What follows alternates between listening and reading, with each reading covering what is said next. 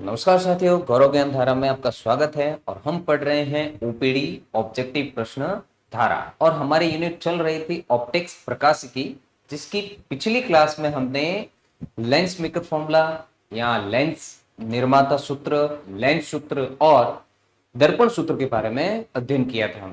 इनके बारे में हमने अध्ययन किया था और कैसे उस पर क्वेश्चन आ सकते हैं लेंस मेकर फॉर्मूला के बेसिस पर, कब फोकल लेंथ पॉजिटिव होगी, कब फोकल लेंथ नेगेटिव होगी, ये सारी चीजें हमने देखी थी। साइन कन्वेंशन, चिन्ह परिपाटी के अनुसार हमने सारी चीजें देखी थी कि साइन को हमको पॉजिटिव कब लेना है, नेगेटिव कब, किन दूरियों को धनात्मक लेना है, किन दूरियों को ऋणात्मक लेना है। उस आधार पर हमने कुछ एक आध क्वेश्चन या जो भी क्वेश्चन हमने किया था और मैंने आपको एक्सप्लेन भी किया था कि ये फॉर्मूला कैसे आता है वगैरह, ठीक है ना।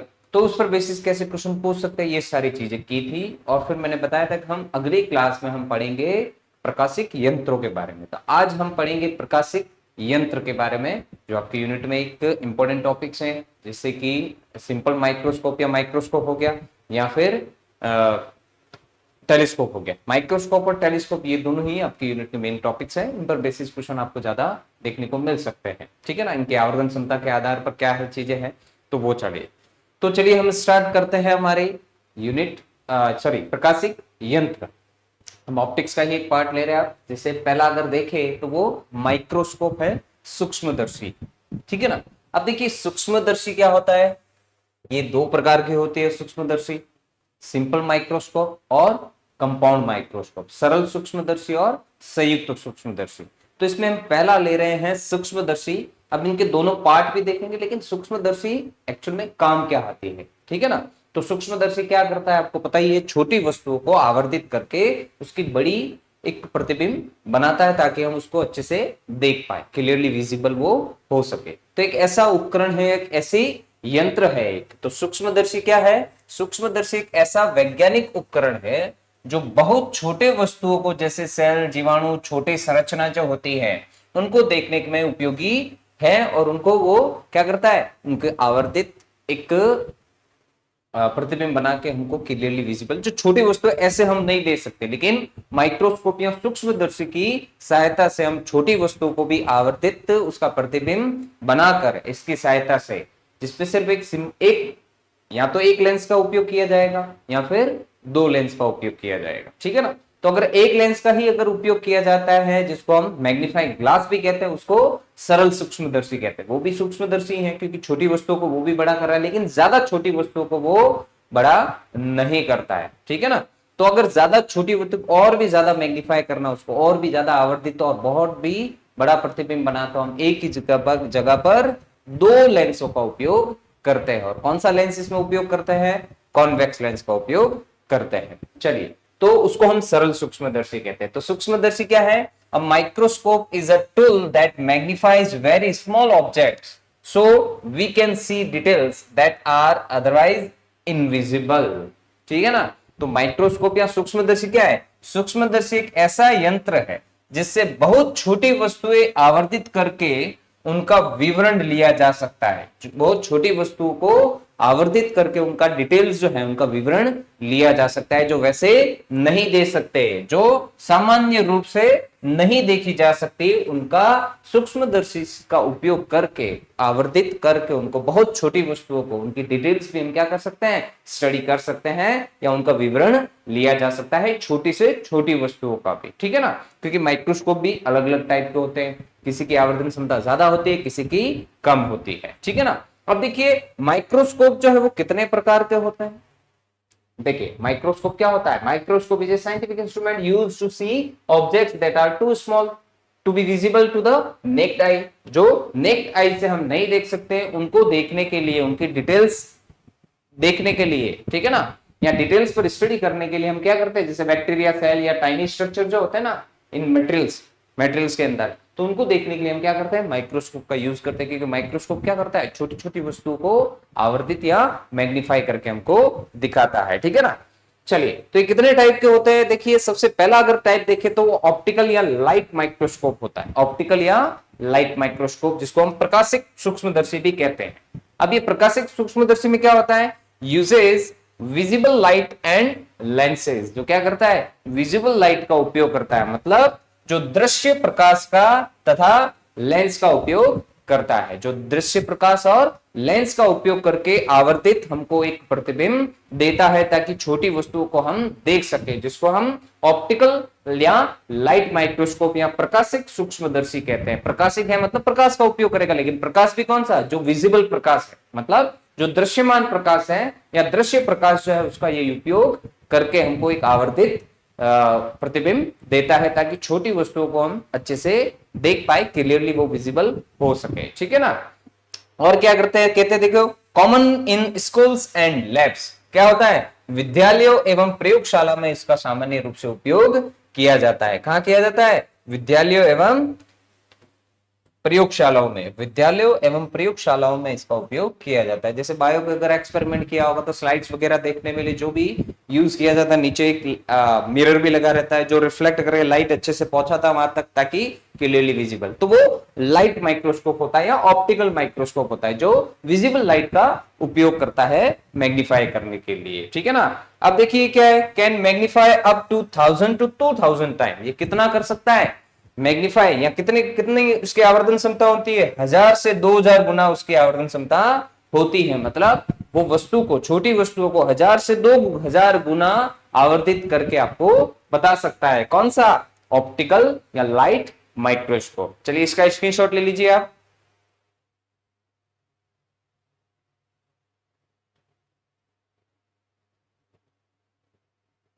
चलिए अब देखिए दूसरा टाइप क्या है, इलेक्ट्रॉन माइक्रोस्कोप। क्या कहते हैं इसको, इलेक्ट्रॉन सूक्ष्मदर्शी भी कहते हैं, इलेक्ट्रॉन सूक्ष्मदर्शी। अब ये देखिए इलेक्ट्रॉन सूक्ष्मदर्शी, पीछे तो हमने पढ़ा है क्या, प्रकाशिक सूक्ष्मदर्शी जो प्रकाश का उपयोग करता है। यहां पर प्रकाश की जगह पर किसका उपयोग करते हैं, प्रकाश के स्थान पर इलेक्ट्रॉन तरंग का उपयोग किया जाता है। ठीक है ना। प्रकाश की जगह पर किसका उपयोग किया जाता है, मतलब जिस भी वस्तु को अपन को आवर्धित करके देखना है, जो छोटी छोटी वस्तुएं होती है, जैसे जीवाणु हो गया या पेड़ की छाल वगैरह, यहाँ पे किसी का भी कोई भी अगर छोटी वस्तु को, छोटी ऑब्जेक्ट्स जो होते हैं, ठीक है ना, स्मॉल ऑब्जेक्ट्स, उनको अगर हमको आवर्धित करके अच्छे से क्लियरली विजिबल करना है ताकि बड़ी इमेज दिख सके और उसके डिटेल्स हम देख सके, तो इसमें हम क्या करते हैं फिर, इस इलेक्ट्रॉनिक सूक्ष्मदर्शी में या इलेक्ट्रॉन सूक्ष्मदर्शी में क्या करते हैं, इलेक्ट्रॉन माइक्रोस्कोप में प्रकाश की जो विजिबल लाइट जो होती है उसके स्थान पर इलेक्ट्रॉन तरंग का उपयोग किया जाता है, जिसमें प्रकाश, पहले में हमने क्या देखा था, प्रकाश का उपयोग करता था आवर्धित या किसी भी वस्तु का प्रतिबिंब देखने के लिए। इसमें हम क्या करते हैं, इलेक्ट्रॉन बीम का उपयोग करते हैं, मतलब इलेक्ट्रॉन को तरंग के रूप में उपयोग करते हैं। ठीक है ना।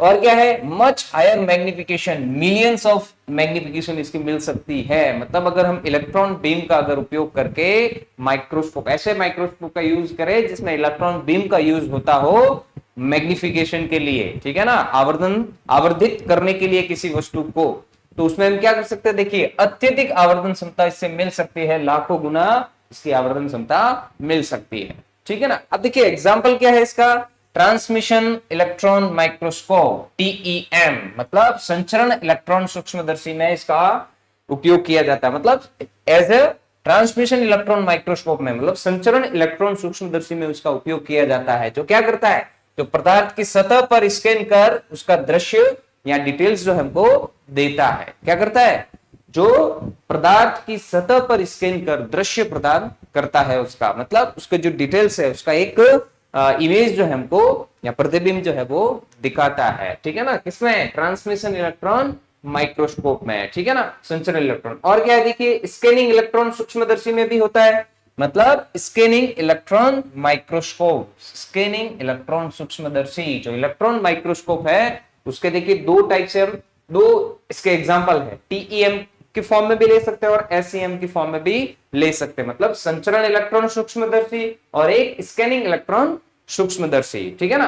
अब संचरण मतलब इलेक्ट्रॉन की तरंग को संचरित करके अगर हम किसी भी पदार्थों की सतह पर मतलब जो भी है पदार्थों की डिटेल्स जो है अगर हम ले सकते हैं मैग्नीफाई करके, तो उसका एज ए उपयोग जो होता है वो TEM की फॉर्म में होता है, इलेक्ट्रॉन तरंग संचरण सूक्ष्मदर्शी के रूप में। और दूसरा क्या है, स्कैनिंग इलेक्ट्रॉन सूक्ष्मदर्शी। अब स्कैनिंग इलेक्ट्रॉन सूक्ष्मदर्शी क्या है कि कोई भी पदार्थ है या कोई भी छोटी से छोटी वस्तु है उसके ऊपर क्या करते हैं, इलेक्ट्रॉन माइक्रोस्कोप से क्या करता है, एज ए स्कैनिंग इलेक्ट्रॉन सूक्ष्मदर्शी के रूप में यूज करके क्या करते हैं, उसकी सतह पर एक स्कैन करते हैं, सतह पर स्कैन करके उसका एक क्या करता है, पिक्चर हमको प्रोवाइड करता है। ठीक है ना, तो ऐसे इलेक्ट्रॉन माइक्रोस्कोप को हम क्या कहते हैं, स्कैनिंग इलेक्ट्रॉन माइक्रोस्कोप कहते हैं। और दूसरा कौन सा है, ट्रांसमिशन इलेक्ट्रॉन माइक्रोस्कोप, संचरण इलेक्ट्रॉन सूक्ष्मदर्शी।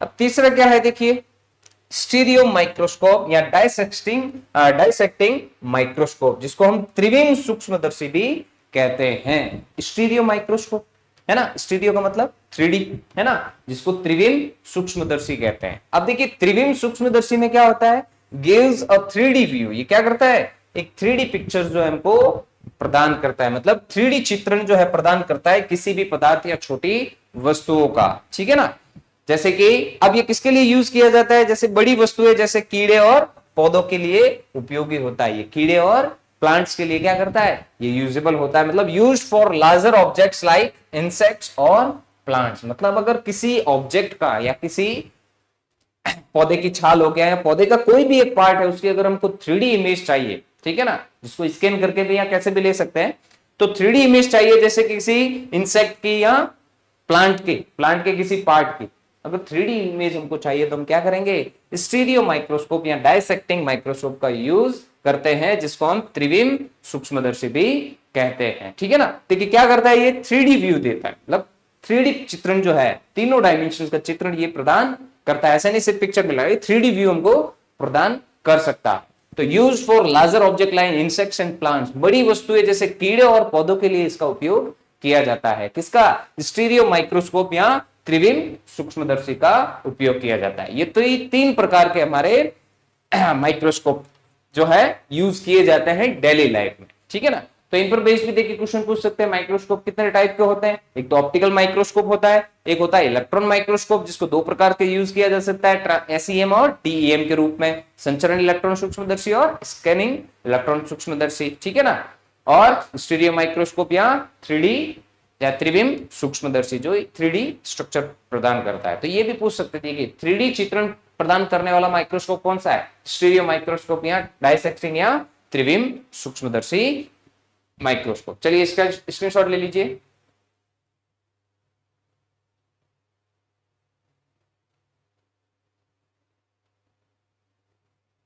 चलिए अभी देखिए सिंपल माइक्रोस्कोप, अभी मैंने बताया था आपको कि माइक्रोस्कोप कितने टाइप के होते हैं, 2 टाइप के, मतलब किसके बेसिस पर, अगर लेंस यूज कर रहे हैं, लेकिन अब ये मैंने किसके टाइप पे बताया कि इसमें कौन सा यूज किया जाता है, किसको आवर्धन करने के लिए लाइट जो है वो लाइट सोर्स कौन सा ले रहे हैं। ठीक है ना, जैसे ऑप्टिकल माइक्रोस्कोप ले लिया, इलेक्ट्रॉन माइक्रोस्कोप सोर्स के रूप में, और स्टीरियो में क्या करता है, देखो स्टीरियो में जो 3D अगर स्ट्रक्चर प्रदान करता है तो इसमें इसका और इसका दोनों में से किसी भी प्रकाश का भी उपयोग कर सकते हैं। लेकिन अगर एक सिंपल एक ही लेंस का जिसमें अगर उपयोग किया जा रहा है तो ऐसे माइक्रोस्कोप को सिंपल माइक्रोस्कोप कहते हैं। अब सिंपल माइक्रोस्कोप तो मैग्नीफाइंग ग्लास होता है सिंपली, बाकी जो भी पीछे हमने पढ़े वो माइक्रोस्कोप कौन से हैं, कंपाउंड माइक्रोस्कोप होंगे, जिसकी मैग्निफिकेशन ज्यादा मिलती है। तो वो तीनों कंपाउंड माइक्रोस्कोप के ही या संयुक्त सूक्ष्मदर्शी के ही प्रकार थे। ठीक है ना, अब देखिए सिंपल माइक्रोस्कोप क्या होता है, अगर उसमें एक ही लेंस का उपयोग किया जाता है तो उसको हम क्या बोलते हैं, सरल सूक्ष्मदर्शी। क्या बोलते हैं, सरल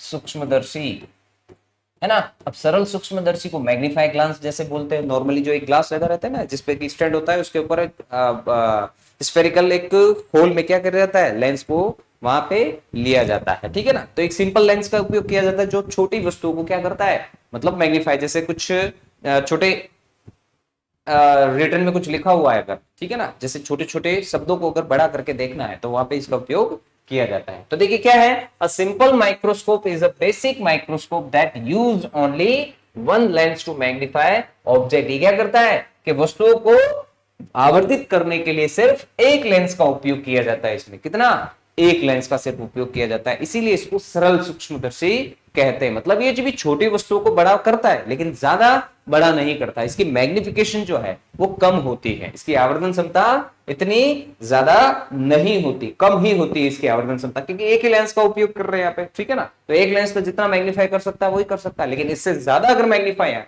उसको और भी बड़ा करना है, तो एक लेंस और उपयोग करके हम क्या कर सकते हैं, इसका एज ए ऑब्जेक्ट या वस्तु की तरह उपयोग करके दूसरे लेंस के लिए और फिर उसको और भी आवर्धित किया जा सकता है। तो दोनों का संयुक्त रूप से जो आवर्धन क्षमता मिलती है उससे और भी ज्यादा आवर्धित वो वस्तु हो सकती है, ठीक है ना। तो देखिए इसके a simple microscope is an instrument that uses a single convex lens to produce an enlarged image of small object। मतलब छोटी वस्तुओं को आवर्धित करने के लिए, छोटी वस्तुओं को आवर्धित करने के लिए, आवर्धित करने के लिए एक उत्तल लेंस का उपयोग किया जाता है, जिसमें, जिस भी यंत्र में, उसे हम क्या बोलते हैं, सरल सूक्ष्मदर्शी कहते हैं, ठीक है ना। क्या कहते हैं, सरल सूक्ष्मदर्शी। मतलब छोटी वस्तुओं को आवर्धित करने के लिए एक उत्तल लेंस का जिसमें उपयोग किया जाता है, एक सिंगल उत्तल लेंस का, उसको हम क्या बोलते हैं, सिंपल माइक्रोस्कोप। अब इसके देखिए मेन फीचर्स क्या है, मतलब इसके उपयोग क्या है, उपयोग सॉरी मेन फीचर्स बोले तो इसकी मुख्य, इसकी संरचना में अगर देखें तो क्या काम आता है। अब फीचर्स को आपको पता ही है, इसके फीचर्स बोले तो इसके गुण क्या है, ठीक है ना।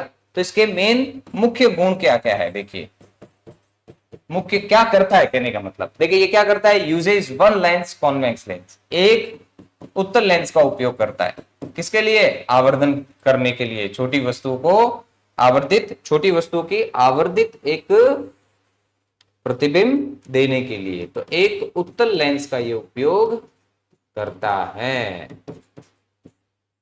ठीक है ना। और क्या करता है, produces N upright and magnified image. ये क्या करता है, एक सीधी और आवर्धित प्रतिबिंब हमको प्रदान करता है। ये देखिए सीधा और कैसा दिख रहा है, आवर्धित। ये ऑब्जेक्ट है, वस्तु है, इसको अगर इसमें से देखते हैं तो एक बड़ा सा हमको आवर्धित प्रतिबिंब देखने को मिलता है, लेकिन वो भी कब, जब ये वस्तु जो है एफ और ओ के बीच में रखते हैं, कहां पे, फोकल लेंथ और फोकस दूरी या फोकस बिंदु और प्रकाशिक बिंदु के बीच में जब वस्तु को रखते हैं तो वो आभासी, सीधा और क्या, आवर्धित हमको प्रतिबिंब प्रदान करता है, ठीक है ना। और क्या है देखिए, magnification is usually low, about 2 to 10 times. कितना, इसकी जो आवर्धन क्षमता है, आवर्धन क्षमता जो है इसकी, आवर्धन क्षमता जो है कम होती है, कम होती है। और कितनी, 2 से 10 गुना सिर्फ। ये कितना कर सकता है, 2 से 10 गुना जो है किसी भी वस्तु की प्रतिबिंब को आवर्धित कर सकता है। और क्या करते हैं देखिए, easy to use and portable, ठीक है ना। इजी टू यूज है मतलब उपयोग करने में आसानी होती है, इसको उपयोग में आसान, ठीक है ना। और क्या है, पोर्टेबल है और सस्ता भी मिलता है, ठीक है ना। तो ये है सिंपल माइक्रोस्कोप, इसका भी स्क्रीनशॉट ले लीजिए आप।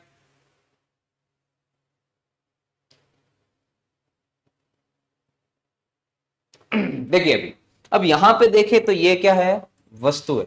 अब इस वस्तु से जो समांतर किरण जाएगी वो कहां से जाएगी, इस लेंस के फोकस बिंदु पर जाएगी, है ना। और जो प्रकाशिक केंद्र से जाती है वो तो सीधी निकल जाती है। तो ये दोनों यहां से देखिए कैसे मिल रही है, यहां पर क्या मिलने वाली है, नहीं मिलेगी। तो इनको जब ऐसे जैसे जैसे दूर जाएगी ये किरणें, अगर यहाँ पे कोई व्यक्ति देख रहा है तो लाइट यहाँ पे इसकी फोकस्ड लाइट नहीं मिलेगी। अब इसके लिए फोकस्ड कहां पे होगी, यहां से इसमें से जब देखेगा इन दोनों किरणों को पीछे की तरफ अगर हम बढ़ाए तो यहाँ पे ये मिलती हुई प्रतीत होती है। तो उस वस्तु का हमको देखिए क्या मिल रहा है, एक बड़ा प्रतिबिंब देखने को मिल रहा है, ठीक है ना। तो ये अगर न्यूनतम दूरी पर ये आवर्धित करके बताता है तो भी हमको क्लियरली विजिबल होगा। अगर आप ज्यादा ऐसे ऐसे करते तो कई बार धुंधला भी देखने को मिलता है, ठीक है ना। तो अगर न्यूनतम दूरी d जो है, जो हम कितनी लेते हैं, पहले भी बता चुका हूं मैं, 25 सेंटीमीटर। अगर 25 सेंटीमीटर पर ये आवर्धित किसी वस्तु का प्रतिबिंब हमको देता है तो हमको ये क्लियरली यहाँ एकदम स्पष्ट दिखाई देता है। अब जो भी वस्तु है उसका आवर्धित प्रतिबिंब हमको स्पष्ट दिखाई देता है। चलिए स्क्रीनशॉट ले लीजिए इसका। अभी देखिए इसके यूजेज क्या है, अभी हमने बताया था मैंने कि रीडिंग स्मॉल प्रिंट्स, अगर छोटी छोटी प्रिंट्स जो है, छोटे शब्द कहीं पे अगर क्या है छपे हुए हैं, ठीक है ना, किसी भी बुक में ले लो आप यहाँ, तो वहां पे इसका उपयोग किया जाता है। मतलब छोटे शब्दों को क्या करता है, छोटे शब्दों को आवर्धित करके, छोटे शब्दों को आवर्धित करता है, जो हमें पढ़ने में क्या होता है, जो पढ़ने में मदद करता है। ठीक है ना, अगर हमको छोटे नहीं दिख रहे हैं तो उसको आवर्धित करता है ये कौन, सिंपल माइक्रोस्कोप या सरल सूक्ष्मदर्शी। जैसे यहाँ पर ये लेंस लिया आप, जो भी शब्द यहाँ पर मिलेगा जो वस्तु की तरह काम करेगा, तो जो भी शब्द यहाँ पर होगा अगर छोटा है वैसे हमको नहीं दिख रहा है, लेकिन लेंस का उपयोग करके उसको हम कहाँ रखेंगे, फोकस और ऑप्टिकल, मतलब एफ और ओ के बीच में, है ना, एफ और प्रकाशिक बिंदु के बीच में अगर वो जब शब्द आएगा तो वो शब्द बड़ा हमको दिखाई देता है। तो उससे कि पढ़ने में हमको छोटी जो शब्द होते हैं जहां पे छपे हुए किसी बुक में अगर छोटे छोटे है तो उसको पढ़ने में इसका उपयोग किया जाता है। अब देखिए नेक्स्ट क्या है, observing small objects like insects और लीव्स। जैसे छोटे जो ऑब्जेक्ट्स होते हैं, छोटी जो वस्तु होते हैं, जैसे कीड़े हो गए या पत्ते हो गए, है ना, कीड़े और पत्तों को ऑब्जर्व करने में, इनका विश्लेषण करने में भी इसका उपयोग किया जाता है। किसमें, छोटे कीड़े तथा पत्तों, छोटे कीड़े तथा पत्तों का विश्लेषण में भी इसका उपयोग किया जाता है। भाई पत्तों और छोटे कीड़ों का अगर विश्लेषण करना है तो वहां पे भी हम इस सिंपल मैग्नीफाई ग्लास का क्या कर सकते हैं, उपयोग कर सकते हैं। और देखिए क्या है, used by watch maker and jewellers. देखिए वॉच मेकर और ज्वेलर्स का आप मोस्टली आप देखोगे कि वो यूज करते हैं। वॉच मेकर जो होते हैं, आंख में एक मैग्नीफाई सिंपल एक ग्लास लगा रहता है, वो यहाँ पे ऐसे लगा के फिर देखते हैं छोटी छोटी वस्तुओं को। और जो ज्वेलर्स होते हैं वो भी देखते हैं डिजाइन वगैरह मेक करने में, बनाने में, उनका भी वो भी यूज करते हैं। जैसे पतले पतले, जैसे मोस्टली जो है गोल्ड की जो बहुत पतली पतली छोटी छोटी डिजाइन बनाने के लिए इसमें उपयोग इसका माइक्रोस्कोप का, सिंपल माइक्रोस्कोप का किया जाता है। ठीक है ना, तो used by watch maker and jewellers.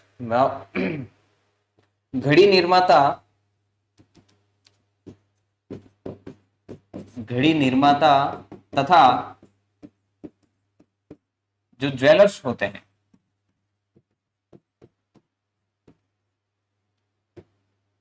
घड़ी निर्माता तथा ज्वेलर्स द्वारा उपयोग किया जाता है।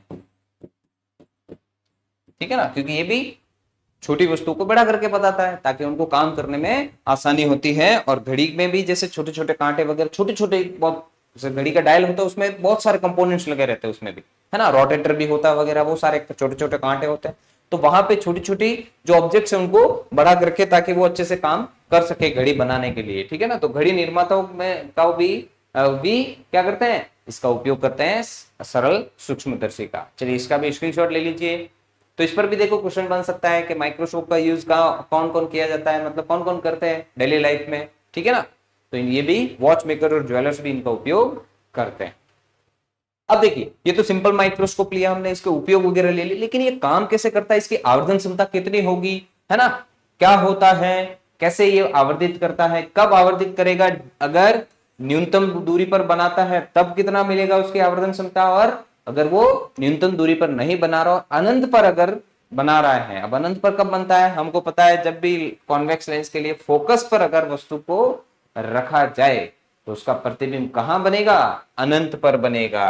क्यों, देखिए ये इसका फोकस बिंदु हो गया। अब यहीं पे हमने रख दिया तो जो फोकस यहाँ पे जितनी दूरी होगी यहाँ पे भी वही होगी, तो ये यहां से जाएगा और ऑप्टिकल सेंटर से जाएगा। तो ऑप्टिकल सेंटर से अब दोनों ही क्या है, एक दूसरे के पैरेलल होगी। तो इसको पीछे की तरफ अगर बढ़ाएंगे तो कहीं पे भी ये लाइट मिलती हुई प्रतीत नहीं होती है। तो अगर हम वस्तु को F पर रखते, उसके फोकस पर रखते हैं, मतलब फोकस बिंदु पर ही अगर वस्तु को रख दिया जाए तो वो प्रतिबिंब कहां बनाता है, अनंत पर बनाता है। कहां बनाता है, अनंत पर। और किधर बना रहा है, देखिए सिंपल माइक्रोस्कोप हमेशा ही किधर बनाएगा, वस्तु की ओर ही प्रतिबिंब बनाता है।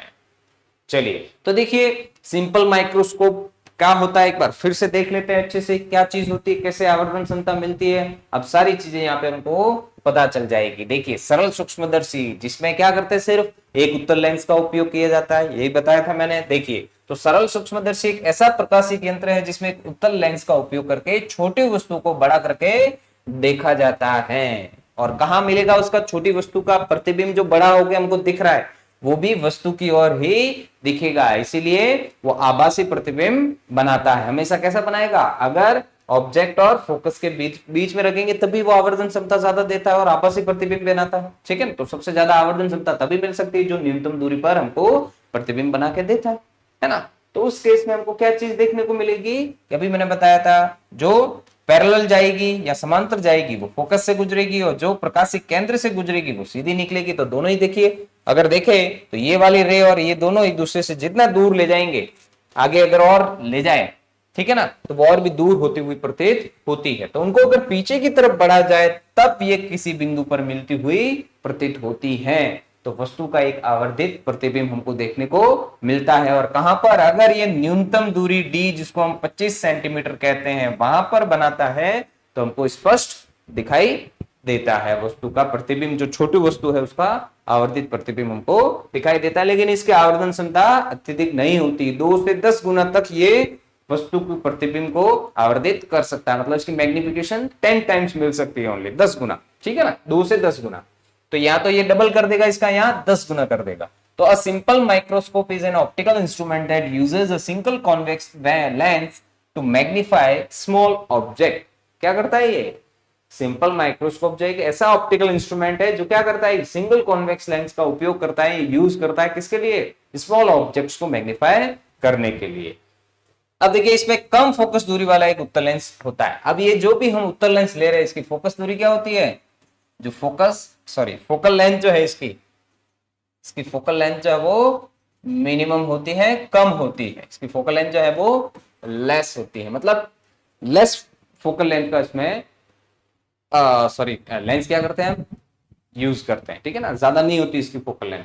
और क्या है, लेंस को एक फ्रेम तथा स्टैंड में लगाया जाता है। इसको लेंस को एक फ्रेम में या स्टैंड पे लगाया जाता है। मैंने बताया था जिसमें मैग्नीफाइंग ग्लास वही होता है सिंपल या सरल सूक्ष्मदर्शी, सिंपल माइक्रोस्कोप या सरल सूक्ष्मदर्शी। अब देखिए it consist of a single convex lens of short focal length. इसकी फोकल लेंथ क्या होती है, कम होती है, शॉर्ट फोकल लेंथ का होता है, इसीलिए इसकी मैग्निफिकेशन भी क्या है 2 से 10 गुना ही मिलती है। The lens is mounted in a frame with a handle और स्टैंड। एक हैंडल और स्टैंड के साथ इसको माउंटेड किया जाता है। जो मैग्नीफाइंग ग्लास आपने देखा होगा, आजकल तो कंपास बॉक्स में भी छोटे छोटे मैग्नीफाइंग ग्लास मिलते हैं। ठीक है ना, अब यह प्रकाश के अपवर्तन रिफ्रैक्शन के सिद्धांत पर कार्य करता है। किस पर कार्य करता है ये, रिफ्रैक्शन पर, क्योंकि रिफ्रैक्शन ही हो रहा है। देखिए दूसरी तरफ जा रहा है ना, अब देखिए जानी तो ये ऐसे चाहिए थी, लेकिन ये रिफ्रेक्ट होकर यहाँ पे डेविएशन कुछ तो मिला ना हमको। ठीक है ना, तो इसके रिफ्रैक्शन पर ही क्या होती है, आधारित होती है। ठीक है ना, तो देखिए जब वस्तु को लेंस के फोकस और ऑप्टिकल सेंटर के बीच में रखा जाता है तो ये आभासी सीधा और बड़ा प्रतिबिंब बनाता है। अभी बताया था मैंने आपको कि वस्तु को, ऑब्जेक्ट को अगर फोकस और प्रकाशिक केंद्र के बीच में रखा जाता है, ऑप्टिकल सेंटर या प्रकाशिक केंद्र भी कह सकते हैं। ऑप्टिकल सेंटर मतलब प्रकाशिक केंद्र, ये तो आपको पता है, पहले बता चुका हूं मैं, इसलिए ना भी लिखूं तो भी आप समझ सकते हो।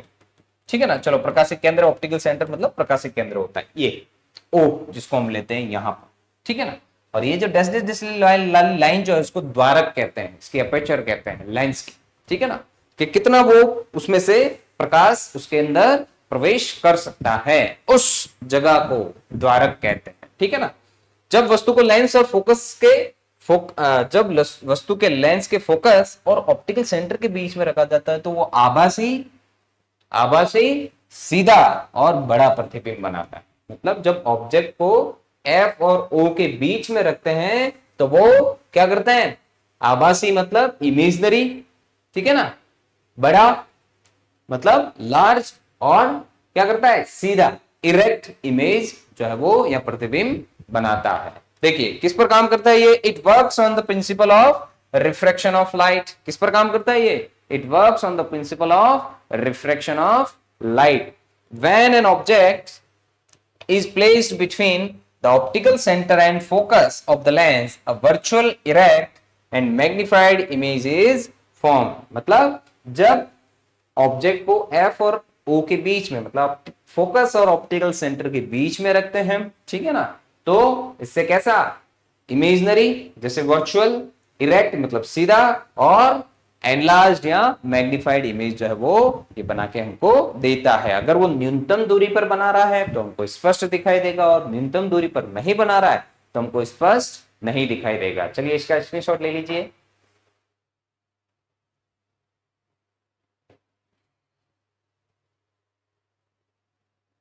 चलिए अब देखिए इमेज फॉर्मेशन, अगर हम देखें प्रतिबिंब निर्माण, तो देखिए इमेज कैसे बनती है इसमें, वर्चुअल, इरेक्ट और मैग्निफाइड, अभी देखा पीछे हमने, और formed on the same side of the lens as the object. कहां बनता है, जहां वस्तु होती है वहीं पे ये इमेज भी, या जहां ऑब्जेक्ट होता है उधर ही इमेज बनती है, अदर साइड नहीं बनती। रिफ्रैक्शन में मोस्टली अगर रियल इमेज बनती है तो वो अदर साइड बनती है रिफ्रैक्शन के थ्रू, अगर लाइट एक्चुअल में दो किरणें कहीं पे मिलती है तो। लेकिन यहाँ पे अदर साइड किरणें जो है मिल नहीं रही है, तो वर्चुअल इमेज ही यहाँ पे क्या करता है, ये फॉर्म करता है, रियल इमेज नहीं बनाता है। ठीक है ना, वास्तविक प्रतिबिंब नहीं बनाता है। ये कैसा बनाता है, देखिए वर्चुअल यानी आभासी प्रतिबिंब बनाता है। क्या करता है ये प्रतिबिंब देखिए आभासी, सीधा और आवर्धित होता है। ठीक है ना, और किधर बनता है, वस्तु की तरफ ही प्रतिबिंब भी बनता है। ठीक है ना, अब वस्तु की तरफ ही बन रहा है, देखिए प्रतिबिंब किधर बन रहा है, वस्तु की तरफ। अब देखिए इसकी अगर मैग्नीफाइंग पावर देखें, हम आवर्धन शक्ति देखें, तो वो अगर नॉर्मल एडजस्टमेंट पे देखें तो कितनी मिलती है, m equal to 1 plus d upon F. अगर हम नॉर्मल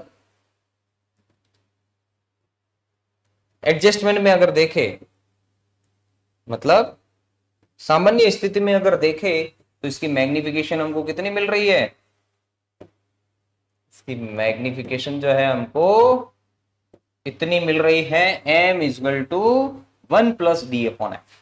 m इजगल टू कितना मिल रहा है, 1 प्लस डी अपॉन एफ। ये नॉर्मल एडजस्टमेंट में देखिए, जिसमें m क्या है, मैग्नीफाइंग पावर है इसकी, m क्या है, मैग्नीफाइंग पावर है, मतलब आवर्धन क्षमता या शक्ति, और d क्या है, less distance of distinct vision, जो भी मैंने बताया था, न्यूनतम दूरी 25 सेंटीमीटर होती है, मतलब जो न्यूनतम स्पष्ट देखने की जो दूरी होती है, पहले भी मैं बता चुका आपको न्यूनतम दूरी कितना होता है, न्यूनतम बिंदु 25 सेंटीमीटर पे होता है। ठीक है ना, तो वहां पे हमको कोई भी आंख को कोई भी कार्य करने की जरूरत नहीं पड़ती है, बिल्कुल भी जोर लगाने की जरूरत नहीं पड़ती है, कुछ कार्य करने की जरूरत नहीं पड़ती है, और बिना सिलरी किसी भी मसल्स को काम करके वो अच्छे से किसी भी वस्तु को सुस्पष्ट देख सकता है, ताकि उससे कोई भी आंख पर फर्क ना पड़े। ठीक है ना, नेक्स्ट देखिए क्या है, एफ क्या है, focal length of the lens, lens की फोकस दूरी है, एफ क्या है, देखिए एम तो होगा मैग्नीफाइंग पावर, ये लिस्ट डिस्टेंस, और ये हो गई फोकल लेंथ, फोकस दूरी। अब देखिए, अब ये जो हमने लिया है यहाँ पर कि इसकी आवर्धन क्षमता, अगर नॉर्मल एडजस्टमेंट पे देखें, नॉर्मल एडजस्टमेंट का मतलब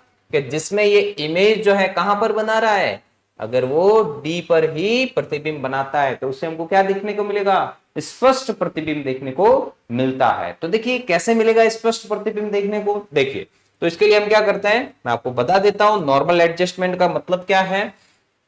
अब देखिए यहां पे मैं क्या करता हूं, यहां तो लेंस के ऊपर बना जो कोण है वो है, अगर अब लेंस के बिना अगर हम यहां से अगर आंख से कुछ भी विजिबल कर रहे हैं, जैसे ये, ठीक है ना, तो उस वस्तु के साथ बने कोण को हम कितना लेते हैं, अल्फा लेते हैं। ठीक है, वो आपको पता होगा, वस्तु के साथ बने आंख पर कण बने कोण को हम क्या कहते हैं, अल्फा। और प्रतिबिंब के साथ, लेंस के साथ, प्रतिबिंब के साथ जो बनता है आंख पर कोण, उसको हम क्या बोलते हैं, बीटा बोलते हैं। क्या बोलते हैं, प्रतिबिंब के साथ जो एंगल बन रहा है ये वाला, इसको हम बीटा कहते हैं। क्या कहते हैं, बीटा। तो देखो मैग्निफिकेशन जो है या मैग्नीफाइंग पावर अगर हम देखें तो वो कितनी मिलती है, एम इजगल टू, जिसको हम एंगुलर मैग्निफिकेशन भी कहते हैं। ठीक है ना, तो इसके लिए देखिए मैग्निफिकेशन हमको कितनी मिल जाएगी, बीटा अपॉन अल्फा, जो कि एक्चुअल में मिलती है हमको 10 बीटा अपॉन 10 अल्फा से, 10 बीटा अपॉन 10 अल्फा, है ना। लेकिन वस्तु अगर छोटी है तो यहाँ पे एंगल ये अल्फा भी कितना बनेगा, बहुत छोटी वस्तु है तो अल्फा भी छोटा, और प्रतिबिंब जैसे 10 गुना भी अगर बना दे तो भी ये भी क्या होगा, एक छोटा एंगल ही बनेगा, कि वस्तु बहुत छोटी है उसका बड़ा प्रतिबिंब कितना बन जाएगा, ज्यादा बड़ा तो बनेगा नहीं, 10 गुना ही बनेगा, तो सिंपल माइक्रोस्कोप। तो न्यून कोण के लिए, पहले भी मैं आपको बता चुका हूं कि न्यून कोण के लिए साइन थीटा भी किसके बराबर मिलता है, लगभग, न्यून कोण के लिए साइन थीटा भी लगभग थीटा के बराबर मिलता है, और टेन थीटा भी लगभग किसके बराबर मिलता है, थीटा के बराबर मिलता है। तो इसीलिए हमको m इक्वल टू क्या मिलता है, बीटा अपॉन अल्फा मिलता है। क्या मिलता है, बीटा अपॉन अल्फा। अब देखिए अगर हम यहाँ पे टेन बीटा अगर निकालें, जो कि बीटा के बराबर ही होगा एक तरह से, ये देखिए क्या निकाल रहे हैं हम, टेन बीटा। टेन बीटा देखिए किसके किसके बीच में बन रहा है, टेन बीटा देखिए कितना है, ये बीटा जो है, अब देखिए प्रतिबिंब के साथ बन रहा है आंख पर, जो लेंस के साथ है ना। तो देखिए अब प्रतिबिंब का हम ले लेते हैं हाइट h डैश है, क्या ले लेते हैं, h डैश, और इसको हम ले लेते हैं वस्तु की जो हाइट है उसको h ले लेते हैं, वस्तु की जो हाइट है उसको कितना ले लेते हैं, h ले लेते हैं। तो देखिए क्या मिल जाएगा हमको, h डैश अपॉन d। भाई टेन बीटा इक्वल टू क्या होता है, परपेंडिकुलर अपॉन बेस, मतलब लंब बटा आधार। क्या मिलता है, लंब बटा आधार। तो देखिए लंब कितना है हमारे पास, h डैश है, और आधार कितना है, देखिए न्यूनतम दूरी d, और ये भी कितनी होगी, न्यूनतम दूरी d ही मिलेगी हमको। कितनी मिलेगी, d ही मिलेगी, अगर न्यूनतम दूरी पे एडजस्टमेंट पे अगर हम ले तो, ठीक है ना। तो देखिए यहाँ पे कितना मिल रहा है, एच डैश अपॉन डी। अब देखिए अगर आपको यहाँ पे डी नहीं लेना है, ठीक है ना, तो नॉर्मली अगर देखें तो ये अल्फा है, ये क्या है, अल्फा जो बन रहा है। चलो इसको न्यूनतम दूरी वो बाद में हम देखेंगे। तो इसके लिए अगर हम देखें तो यहाँ पे यही एंगल बन रहा है अल्फा भी, ये देखिए, ताकि अलग से आपको कुछ बनाना न पड़े। तो ये क्या ऑब्जेक्ट है, तो यहाँ पे हमने क्या लिया है, ऑब्जेक्ट की दूरी, वस्तु जो प्रतिबिंब बन रहा है ना, सॉरी बिंब जो रखा हमने, वस्तु जो रखा उसकी दूरी क्या लेते हैं हम, u के रूप में लेते कि नहीं लेते हैं। तो ये हो गया अल्फा, अगर आंख पे बना लेंस के साथ नहीं, बिना लेंस के अगर देखे तो वो अल्फा हो गया। कितना हो गया, अल्फा। तो देखिए यहां से तो कितना मिल रहा है हमको, एच डैश अपॉन डी। कितना मिल रहा है, एच डैश अपॉन डी ले लिया हमने, इसको दे देते इक्वेशन नंबर फर्स्ट। अगर हम वही टेन अल्फा अगर ले तो कितना मिल रहा है, टेन अल्फा देखिए एच अपॉन कितना मिल जाएगा, यू, कितना, वो भी माइनस, क्योंकि लेफ्ट साइड में, ठीक है ना। अब वैसे तो देखे तो ये भी लेफ्ट साइड में, तो ये भी माइनस डी ही मिलेगा, ठीक है ना। अब देखिए टेन अल्फा और टेन बीटा किसके बराबर मिल जाएगा, तो बीटा लगभग किसके बराबर मिल जाएगा, H dash upon D dash के, और अल्फा किसके बराबर मिल जाएगा, एच अपॉन माइनस यू से। तो यहां से अगर हम देखें तो हमको मैग्निफिकेशन कितनी मिलेगी, बीटा कितना है, H dash upon minus D, H dash upon minus d, और अल्फा कितना है, नीचे है, वो ऊपर आ जाएगा, माइनस यू अपॉन एच आ जाएगा, माइनस यू अपॉन क्या आ जाएगा, एच आ जाएगा। तो देखिए अब यहां से अगर हम देखें तो कितना मिलेगा हमको, मैग्निफिकेशन बीटा अपॉन अल्फा मिल रहा है। तो देखिए यहां पे मिलेगा हमको माइनस माइनस तो हो गया प्लस, और ये मिल जाएगा हमको कितना, देखिए ये मिल गया हमको एच डैश अपॉन एच, और मिल रहा है साथ में u upon D, H dash upon H और u अपॉन डी मिल रहा है, ठीक है ना। अब देखिए तो अब यहां पे अगर देखें तो एच डैश अपॉन एच क्या होता है, हमने मैग्निफिकेशन का सिंपल कॉन्वेक्स लेंस के लिए हमने फॉर्मूला मैग्निफिकेशन का मिला था, एच डैश अपॉन एच क्या मिला था, v अपॉन यू करके मिला था कि नहीं मिला था, v अपॉन यू। अब वो भी हम यूज कर सकते हैं यहाँ पे, या फिर अदरवाइज क्या कर सकते हैं हम, देखिए m इक्वल टू, अब यहां पे देखिए तो ये वाला बड़ा जो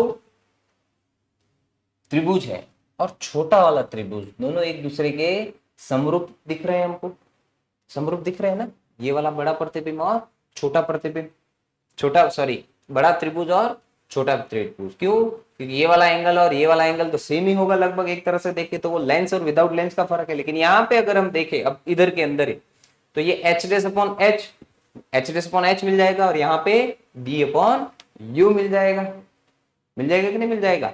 तो देखिए यहां से तो हम एक काम ये भी कर सकते हैं, देखिए अगर हम इतना ये ना करें, जैसे कि ये जो चीज मिली है हमको, अगर हम सीधा ही देखें तो हमको क्या चीज देखने को मिलेगी, अगर यहां से हम देखें बीटा अपॉन अल्फा है, और देखिए बीटा अपॉन अल्फा के दोनों को वैल्यू यहाँ से मिल सकती है, लेकिन उसी का देखिए अगर हम समरूपता की कंडीशन से ले तो यहां से कितना मिलेगा, समरूप त्रिभुज में देखिए h dash upon h equal to कितना मिलेगा, डी अपॉन यू मिलेगा, h dash upon h equal to कितना मिलेगा, डी अपॉन यू। अब एच डैश अपॉन एच क्या होता है, एच डैश अपॉन एच क्या होता है, एम होता है। तो यहां से सीधा ही मिल रहा है, देखिए एम इज इक्वल टू कितना मिल रहा है, डी अपॉन यू मिल रहा है। कितना मिल रहा है, डी अपॉन यू। तो देखिए एक सीधा भी हम यहां से निकाल सकते हैं, इतना वो कुछ भी झंझट करने की आपको जरूरत नहीं पड़ेगी। किससे, समरूपता की कंडीशन से। जैसे अगर हम समरूप त्रिभुज ले, यहाँ पे सीधा ही मैं आपको बता देता हूं, देखिए समरूप त्रिभुज अगर हम की कंडीशन से देखें तो ये अल्फा है, ये बीटा है। सीधा ही हम क्या कर रहे हैं, त्रिभुज या ट्राइंगल ले, कौन सा, एक तो ये वाला, इसको हम ओ दे देते हैं, इसको ए डैश और बी डैश ले लेते हैं, और इसको ले लेते हैं ए और बी ले लेते हैं, है ना। तो देखिए कौन कौन सा त्रिभुज ले रहे हैं हम, त्रिभुज ए डैश ओ बी डैश, है ना, ए डैश ओ बी डैश समरूप होगा किसके, देखिए ए ओ बी के, ए ओ बी के। क्यों कह रहा हूं समरूप में, उसका कारण है, देखिए बड़ा त्रिभुज में ये दोनों ही एंगल क्या हो गए, कॉमन एंगल हो गए, ठीक है। और ये वाला एंगल 90, ये भी 90 है, तो तीसरा वाला एंगल भी दोनों के लिए क्या होगा, सेम ही होगा, तो समरूप हो गए, है ना। तो समरूपता की कंडीशन से या सिमिलरिटी की कंडीशन से अगर हम देखें तो एच डैश अपॉन एच, मतलब समरूप जब होते हैं या सिमिलर होते हैं तो उनकी एडजेसेंट साइड्स का रेशियो क्या मिलता है, दोनों त्रिभुज के लिए एडजेसेंट साइड्स का जो रेशियो है, मतलब उनकी भुजाओं का अनुपात बराबर मिलता है। तो देखिए यहां से भी मिलेगा भुजाओं का अनुपात हमको कितना, एच डैश अपॉन एच। ये देखिए h dash upon h equal to कितना मिलेगा, देखिए डी है इसके लिए, ये डी आ गया, और इसके लिए देखिए ये कितना है, यू है, जो कि ऑब्जेक्ट डिस्टेंस। अब देखिए हमने पिछली क्लास में हमने देखा था मैग्निफिकेशन कितनी मिलती है, एच डैश अपॉन एच मिलती है। तो इस एच डैश अपॉन एच की जगह पे हम क्या ले लेंगे, मैग्निफिकेशन आवर्धन सत्ता, जो कि कितनी मिल रही है, देखिए डी अपॉन यू मिल रही है। अब देखिए यहाँ पे मैंने दोनों को माइनस माइनस मिलेगा क्योंकि दोनों इसी जगह, इसलिए मैंने माइनस माइनस नहीं लिया है। अब देखिए यहाँ पे, तो इसके लिए तो देखो इस चीज से तुमको ये मिल रहा है, लेकिन एट नॉर्मल एडजस्टमेंट, मतलब सामान्य एडजस्टमेंट या सामान्य स्थिति के लिए अगर देखें तो क्या मिलेगा, सामान्य स्थिति कब मिलेगी, जब वो डी पर प्रतिबिंब बना रहा है।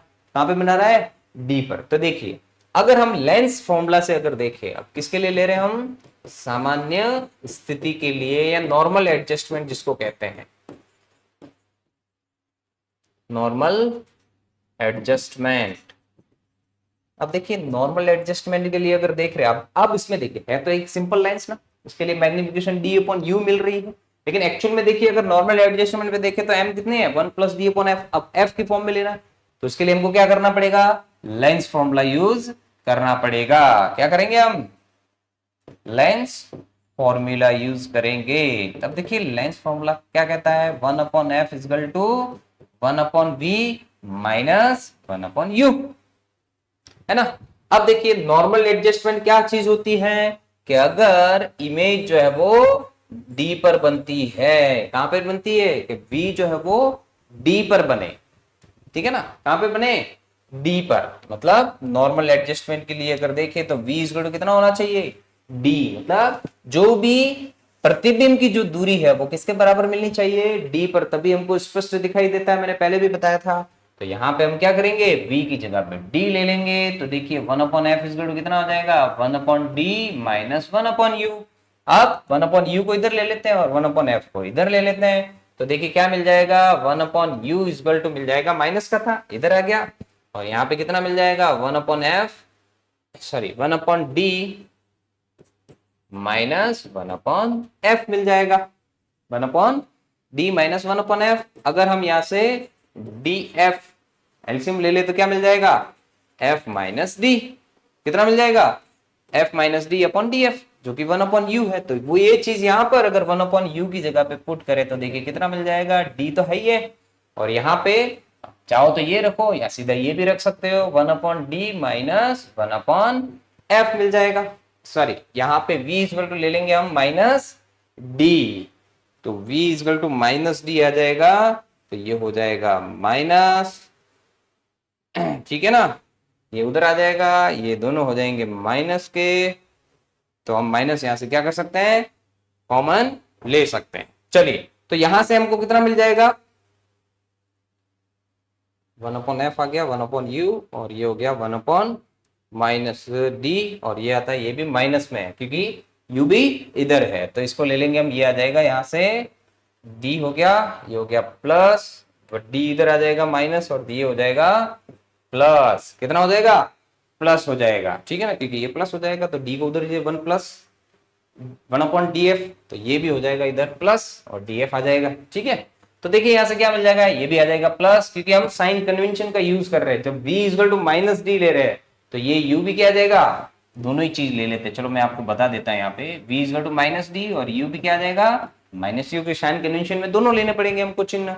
तो यहां से देखिए हमको अगर d अंदर गुणा करे तो d कितना मिल जाएगा हमको, d m का मान जो मैग्निफिकेशन हमको मिलेगी आवर्धन क्षमता, वो देखिए d से d कट जाएगा तो आ जाएगा 1, और ये d इससे मल्टीप्लाई हो जाएगा तो d अपॉन कितना आ जाएगा, f आ जाएगा। तो इतनी हमको आवर्धन क्षमता प्राप्त होगी, किसके लिए, इस सरल सूक्ष्मदर्शी के लिए।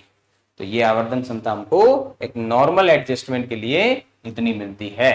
चलिए स्क्रीनशॉट ले लीजिए इसका। तो ये नॉर्मल एडजस्टमेंट के लिए अगर वो न्यूनतम दूरी d पर अगर बनाता है तो, और वही अगर दूसरी स्थिति लेके ये न्यूनतम दूरी पर ना बना के अगर अनंत पे बनेगा, जो भी पीछे मैंने बताया था आपको, ठीक है ना, तो उसके लिए भी ले लेते हैं। चलिए इसका स्क्रीनशॉट ले लीजिए एक बार।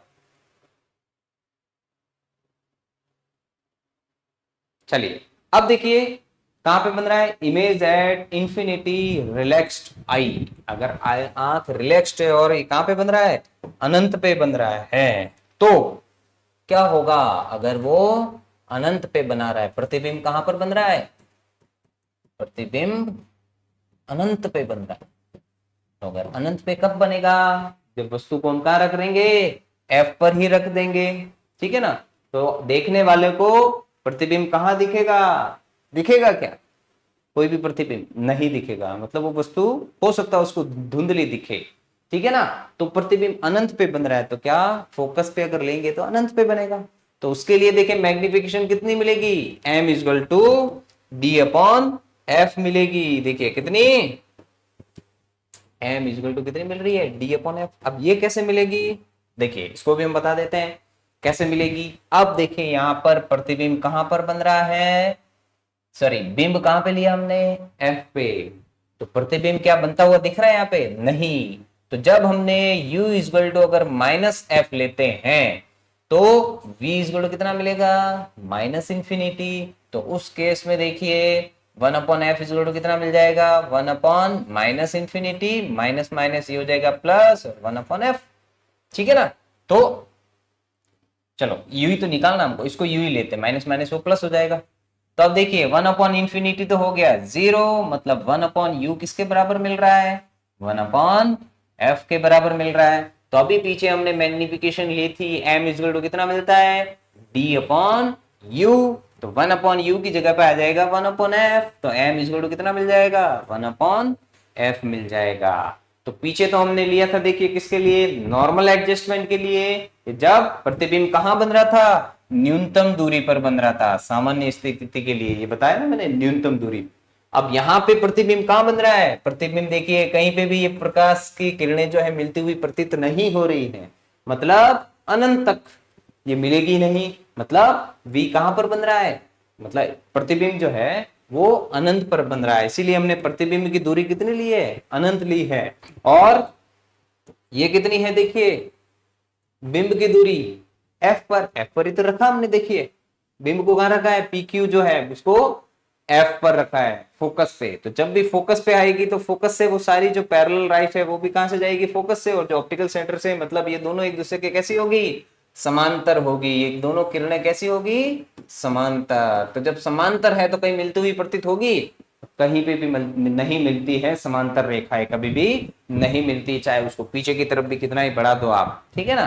तो अनंत पर जाते हुए मिल सकती है, अब अनंत कितना, उसकी कोई लिमिट नहीं, इनफाइनाइट हो गया ना वो, तो अनंत पर मिलेगी। तो उसके लिए उसकी मैग्निफिकेशन कितनी मिलेगी, देखिए m equal to d upon f मिलेगी, कितनी मिलेगी, d बाय f, जो आपने बताया यहाँ पे, ठीक है ना। तो इसकी आवर्धन क्षमता देखिए कितनी मिल रही है, आवर्धन शक्ति अगर कहां पर,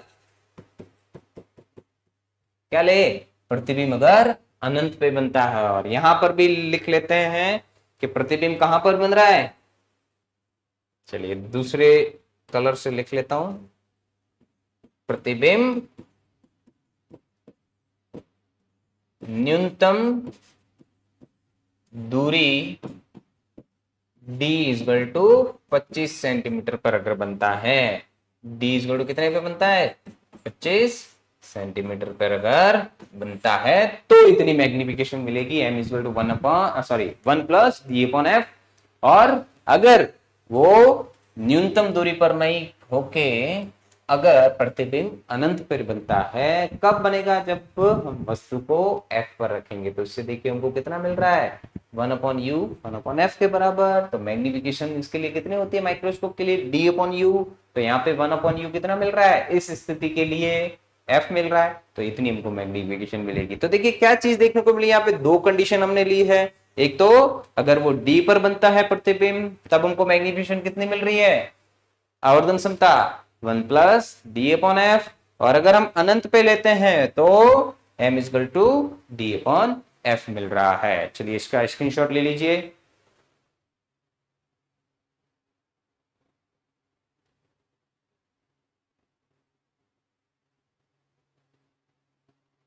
चलिए अभी देखिए इसके उपयोग क्या क्या है और उसकी सीमाएं क्या है, लिमिटेशंस क्या है। ठीक है ना, इसके उपयोग देखिए क्या है, used as a magnifying glass, पीछे बता दिया मैंने आपको, मतलब आवर्धक कांच के रूप में इसका उपयोग किया जाता है। रीडिंग स्मॉल एफ लेटर्स, मतलब छोटे अक्षरों को पढ़ने में इसका उपयोग किया जाता है। Used by jewellers and watch maker, बता दिया था आपको, जौहरी और घड़ी बनाने वाले इसका उपयोग करते हैं। और इसकी लिमिटेशंस क्या है, अभी बताया था, इसकी आवर्धन क्षमता कम होती है, low magnification compare to compound microscope, संयुक्त सूक्ष्मदर्शी के रूप में, मतलब संयुक्त सूक्ष्मदर्शी की तुलना में कम आवर्धन क्षमता होती है। और कितनी होती है, 2 से 10 गुना आवर्धन क्षमता सिर्फ होती है। Not suitable for very small objects, ये बहुत छोटी वस्तुओं के लिए उपयुक्त नहीं है, मतलब छोटी वस्तु के लिए, लेकिन बहुत छोटी, बहुत छोटी मतलब बहुत छोटी, जैसे एटम के अंदर के पार्टिकल्स वगैरह हैं, मतलब इतने कम साइज के अगर चाहिए तो हमको वहां पे क्या करना पड़ेगा, कंपाउंड माइक्रोस्कोप का यूज करना पड़ेगा। जैसे मैंने अभी माइक्रोस्कोप के टाइप बताए थे वो कंपाउंड माइक्रोस्कोप थे, लेकिन सिंपल माइक्रोस्कोप ये बहुत छोटी वस्तुओं के लिए उपयोग नहीं किए जाते हैं। चलिए इसका भी स्क्रीनशॉट ले लीजिए आप।